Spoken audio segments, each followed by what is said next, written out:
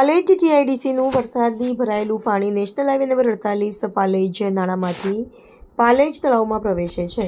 તળાવ ફાટી ચોમેર વસાહતોમાં પ્રવેશે છે. ગામટાંકી જૂનો ભીલવાડો આઝાદ નગરીમાં ચાર માર્ગો ઉપર ભરાય ને રહેણાંક વિસ્તારમાં ખુલ્લી જગ્યાઓમાં ભરાય છે, જે 5000ની વસ્તીના લોકો માટે વધુ વરસાદ ચાલુ રહે તો મુશ્કેલી ઊભી થઈ શકે છે. ડીજીવીસીએલનું 66 કેવી સબસ્ટેશનની પેનલો આવેલી છે, ત્યાં વરસાદી પાણી પ્રવેશી ગયા છે. અહીં 66 કેવી સબસ્ટેશનમાં ડુબાણમાં જવાની ભીતિ સેવાઈ રહી છે. સમગ્ર ગામોની વીજળી અહીંથી સપ્લાય થાય છે, જે ગંભીર બાબત તરફ તંત્રએ તાત્કાલિક ધોરણે પગલાં લઈ જીઆઈડીસીની બાજુમાં આવેલી ખેતીની સીમમાંથી પ્રવેશતા વરસાદી પાણીને લાઈન નાખી વરડિયા ભૂખી ખાડી તરફ વાળવાની પંચાયત સરપંચ શબીર પઠાણે રજૂઆત કરી છે. ભરૂચ જિલ્લા પંચાયતના માજી સદસ્ય સલીમખાન પઠાણ ઉર્ફે મલંગ ખાને પણ વરસાદી પાણી પાલેજ તરફ આવતા રોકાણ કરવામાં નહીં આવે તો પાલેજના તળાવમાંથી વધુ પાણી અહીં લોકોના ઘરોમાં પ્રવેશી તેઓના ઘરવખરી અને રહેઠાણોને નુકસાન કરશે એવો આક્ષેપો કરી જીઆઈડીસીના સત્તાધીશોને ચેતવણી આપી છે. પાલેજમાં મોટું નુકસાન થશે એમ જણાવ્યું છે. ભરૂચ જિલ્લા કલેક્ટરશ્રી તેમજ મામલતદાર શ્રી ભરૂચને પણ દર વર્ષે પંચાયત લેખિત મૌખિક રજૂઆતો કરવા છતાં પાલેજ જીઆઈડીસીમાંથી વરસાદી પાણીનો ભૂખી ખાડીમાં નિકાલ કરવાની કોઈપણ યોજના નહીં ઘડાઈ હોવાનો આક્ષેપ કર્યો હતો. હું માજી જિલ્લા પંચાયત સદસ્ય સલીમ ખાન રહેમાન ખાન ઉર્ફે મલંગ ખાન પાલેજ ગામની અંદર જીઆઈડીસી આવેલી છે અને એ જીઆઈડીસીમાંથી 25 થી 30 ગામનું પાણી જીઆઈડીસીમાં થઈને પાલેજ થઈને ડાયરેક્ટ ટંકારિયાવાળા રસ્તા પર રહીને ભૂખીના અંદર આ પાણી જાય છે. વારંવાર આ જીઆઈડીસીમાં પાણી ભરાઈ જાય છે. કમર સુધીનું પાણી ભરાઈ જાય છે.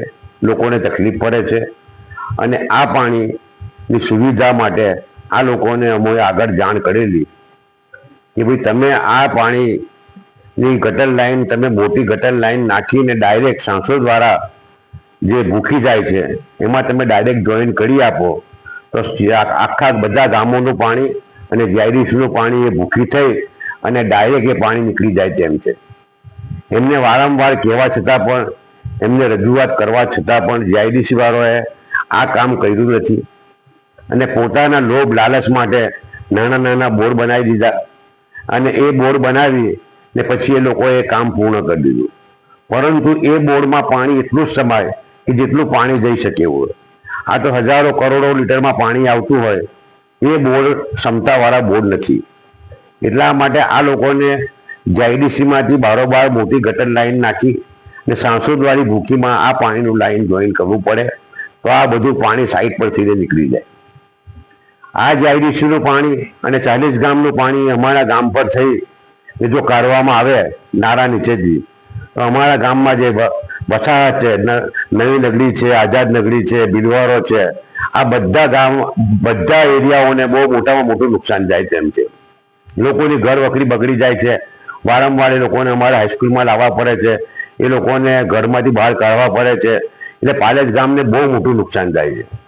જીઆઈડીસી વાળાને વારંવાર કહેતા પણ આ લોકો માનતા નથી અને પોતાનું જો હુકમી ચલવી નાના નાના બોર્ડ બનાવી ને પૈસા ખાવાની લાલચ છે આ લોકો મોટી ગટર લાઈન નાખતા નથી. એટલા માટે આ જો જીઆઈડીસી વાળા આ વસ્તુનો નિકાલ નહીં કરે તો અમારે મજબૂરીથી અમારે પાણી પાલેજ ગામમાંથી જતું પાણીનું જે નાળું છે એ અમારે બંધ કરી દેવું પડશે ને એમાં જીઆઈડીસીને બહુ મોટું નુકસાન જશે.